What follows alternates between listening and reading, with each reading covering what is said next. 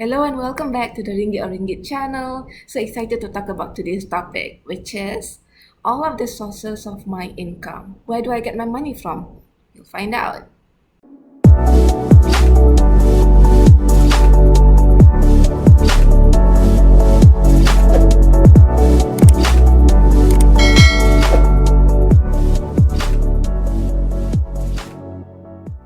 Okay, so before we start, right, can I just give a disclaimer that I, this topic has been requested before, and there's a reason why I haven't done it until now, and that's because I don't wanna seem like I'm bragging almost to say that, oh, look at me, I have all these sources of income, and I'm also very much aware that a lot of this money come from the position that I'm in right now. Those of you who are new, my name is Suraya and I run a personal finance blog called Ringgit Oh Ringgit.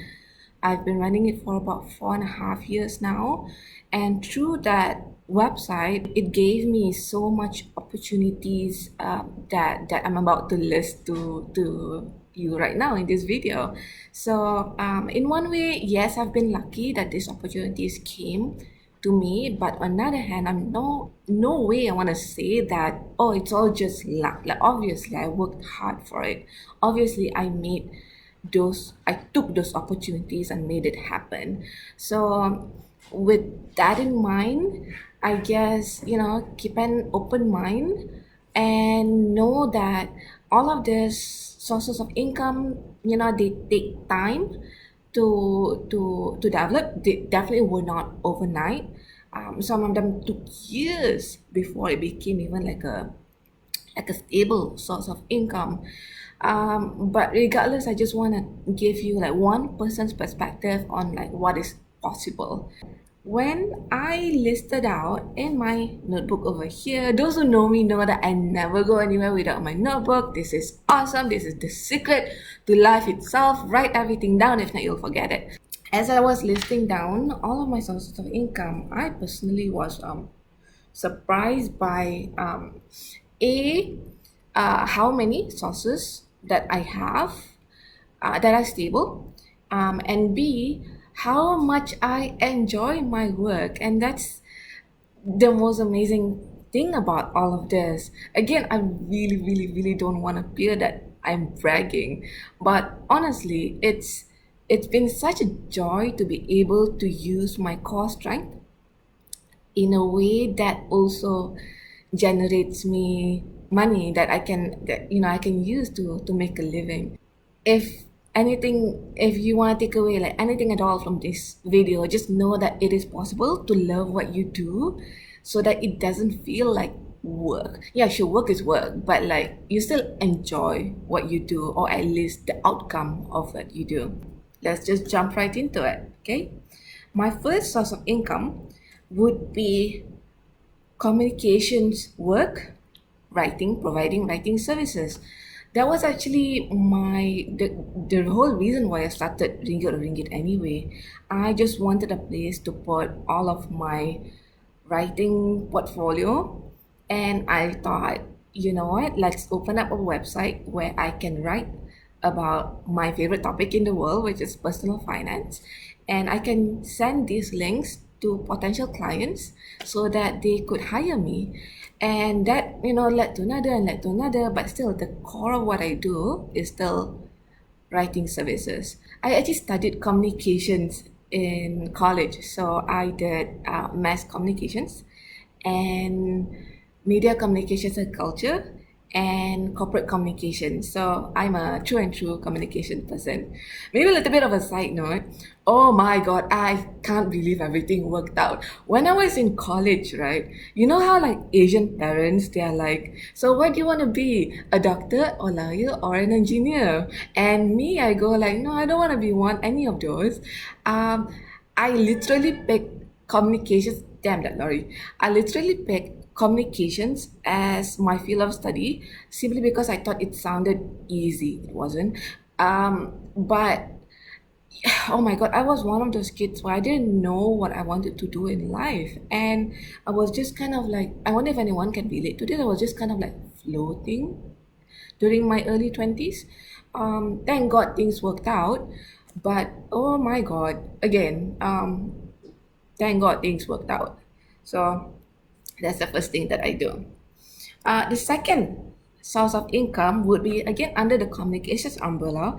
It is marketing. See, when I studied communications, remember this was 10 years ago, and 10 years ago, it was primarily print. It was primarily offline advertising and marketing. So obviously we learn how to do press releases. We learn how to like come up with the different types of like print advertising and like copywriting and writing for media. But none of it in there, or at least very little, talked about online advertising. Whatever that I earn from my marketing services right now, it all came from, I pretty much learned all of them on the go, from writing, from creating Ringgit or Ringgit website. So being a writer and being a marketer is different. If you have both of these skill set, you will go far in life.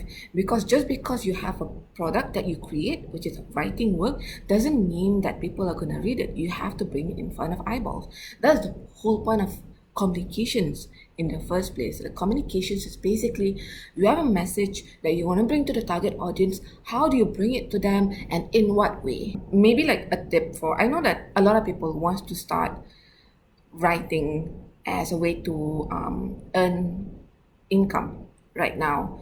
And I just want to say that I first started as someone who like, I marketed myself as someone who's like, yeah, I can write anything. Just give me any work. I'll write anything. And I did.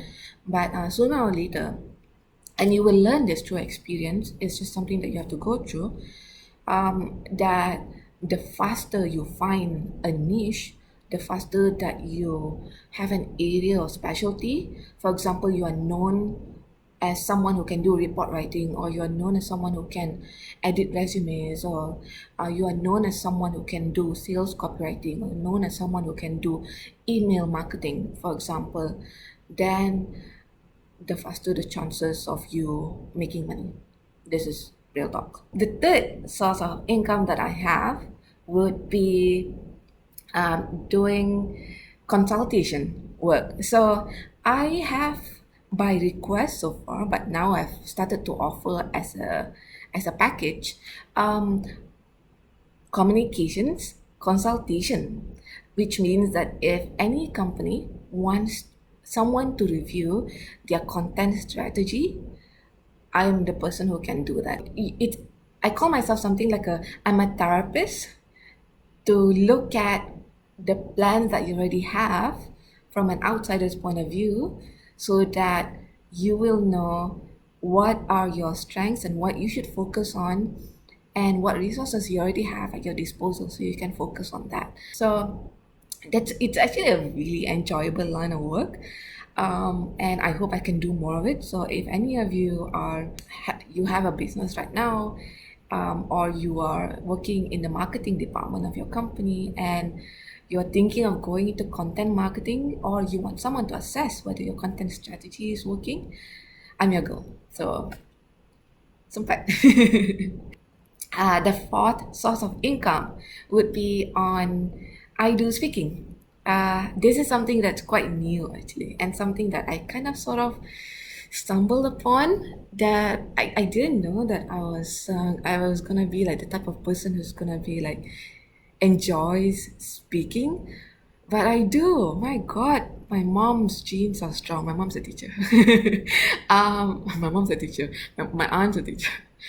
I have two aunts, two teacher lecturer aunts. Three. So I guess it runs in the family. So I know that some people they have a fear of public speaking, and honestly, yes, I do have that too. But it's just so, yeah, I'm shy, but like it's so invigorating. It's just so like wow, when people listen to you. And I did one of those like strength profile tests, and it says that one of my core strengths is an explainer. Apparently, one of my strengths is to be able to simplify complex concepts, for example. And Wow, like that's it. That I guess that's the reason why like personal finance, like I love putting all of this, like big financial concept like inflation and recession. Like what does it mean on a personal level? What does it mean as an individual to be going through all that or like experiencing that from an individual level? I'm able to explain that, and I guess that's why, um, all of this happened. So thank God everything worked out. Thank God I studied communication. Or, subscribe to this YouTube channel, a perfect plug. Subscribe to this YouTube channel so I can explain to you more complex financial stuff. So, the fifth way that I get my money from, my fifth source of income, would be website ad revenue. And these are the ad money that I get from website traffic from ringgitoringgit.com. Honestly, it's not a lot. So just for, I guess, transparency, I can share that Ringgit Oh Ringgit gets around like 50, 60, sometimes more traffic per month. And that roughly translates to around, on a good month, about 1,000 ringgit per month, but on a bad month, about like 600 ringgit or so. So it really varies according to like time of year, according to when an advertisers are more likely to spend money on ads. If if you look at the website, you might have seen those ads. I use this one platform called Azoid, and it actually implements something like they say lah, data analytics and artificial intelligence, and they would reposition the ads according to like where is it more likely for you to click. So yeah, that's the reason. Six source of income would be from sponsored posts. You know what these are? These are um, so collaborations with brands who want to reach you, the target audience. It goes under the whole. These are like, oh my god, this is a lot more complex than you would think. I probably reject two times more clients than I accept. And the reason for that is because I only want to work with clients who A, are not within the industries that I personally don't agree with. For example, like forex or gambling, things like that. So I don't work with them. And B, I also don't want to work with clients who are either rude to me, or they are, and rude can be like a few things, right? Rude can be like they refuse to, like, they're rude in their communications with me in the emails, or if they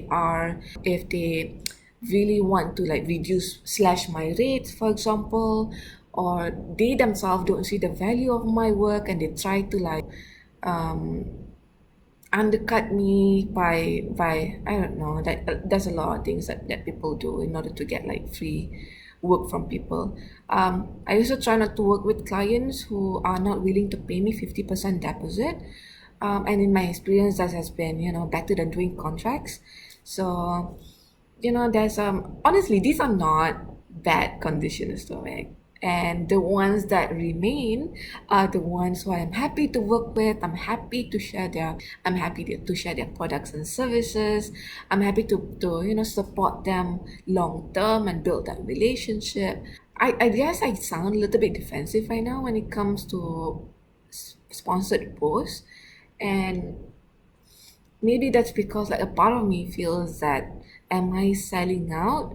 But at the same time, I do genuinely love these people, and I love working with great companies, and I don't want to be someone who's not able to collaborate. Does that make sense? Working with all of these companies allows me insight into those industries which are also in the financial space, and I get to bring those information to you. That's a good thing, right? Again, I sound super defensive right now, but still, I just gotta like take that off my chest, right? So, sponsored posts, that's another chunk of it. My seventh source of income is doing affiliates and referrals. I don't know still what's the difference between these two terms, but let's go with it. These are the links that you see sometimes within my work. If you get their products and services from my link, then I would earn a small amount of money from there.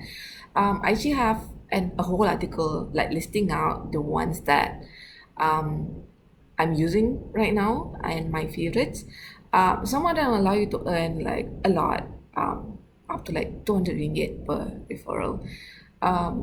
But obviously, you want to maintain, well, at least me, I want to maintain neutrality, and I want to tell you, I want to make sure that it's educational, and at no point that I want to. Does that not sound super defensive? Anything regarding to like promoting different products and services. What am I doing as a blogger? I don't know what I'm doing. I will be okay with this at some point. I will learn to be okay with this because this is my life now and how I make money. Okay, my eighth and final source of income would be product creation. If you don't know, I am the curator of Money Stories from Malaysians. Wait, let me just take it up. Money Stories from Malaysians book series. This is newly released this year. Money Stories from Malaysians Volume 2 and Cerita Duit Orang Malaysia Jilid 1. These are a collection of short stories from Malaysians on the subject of personal finance, and I contribute one story each.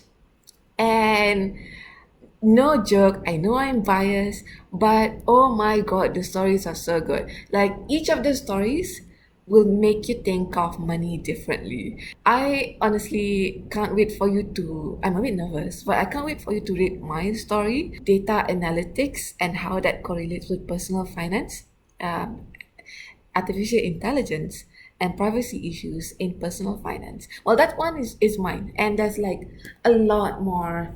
Well, you can see like a lot more people, and you can see from those images, right? Like you can kind of guess like what the story is about. So yeah, go and buy them. The link is below. So those are all the sources of income that I have now. Again, all of these are trial and error, and I've also tried other ways to make money, which I decided to not continue anymore. For example, I've done, for once I became a theatre producer and produced a show with a friend, and that was fun. But I decided that I don't understand the arts. I wanna, but I don't. Too stupid for that. Um, and I'm always thinking of new ways to make money. To be honest, like I am happy with this eight, but I'm exploring more. So I'll just share with you really quick what else I'm kind of exploring right now. I also want to work on monetizing this YouTube channel, so please subscribe. Because I sooner or later I want to do a video about like, oh, how much do I earn as a YouTuber? I want to do that. So please help me to do that. I want to do more products.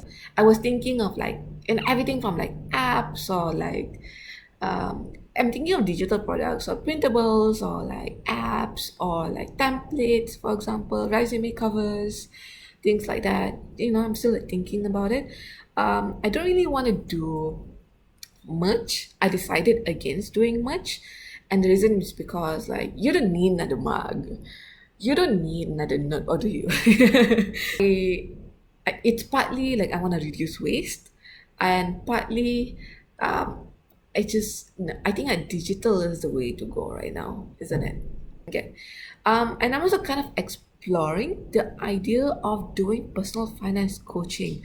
Here I have to do a disclaimer. I'm not a personal finance advisor, and that is both my strength and my weakness. Sometimes I find that people trust me more because I'm not a personal finance advisor. I have nothing to sell.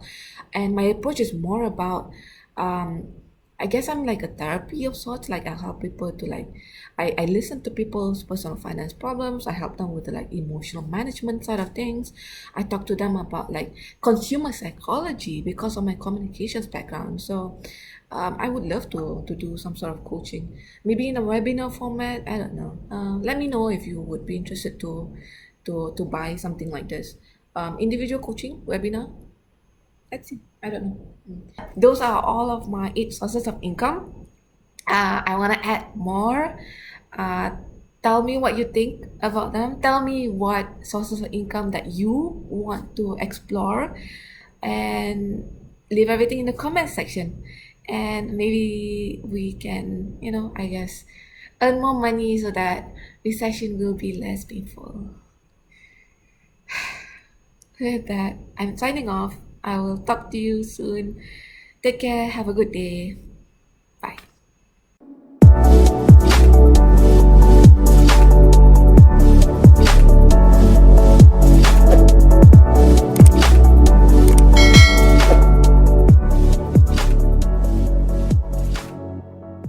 Yeah, well, final plug. Get it. I will leave the link down below. Okay. I gotta, right? Because I do want many of these writers are first time writer. They're first time being published. So I'm so happy that my work allows me to be like the person who's like, oh hey look, I published your story and now it's in a book. Can you imagine how happy they must be? My heart. Okay. Anyway.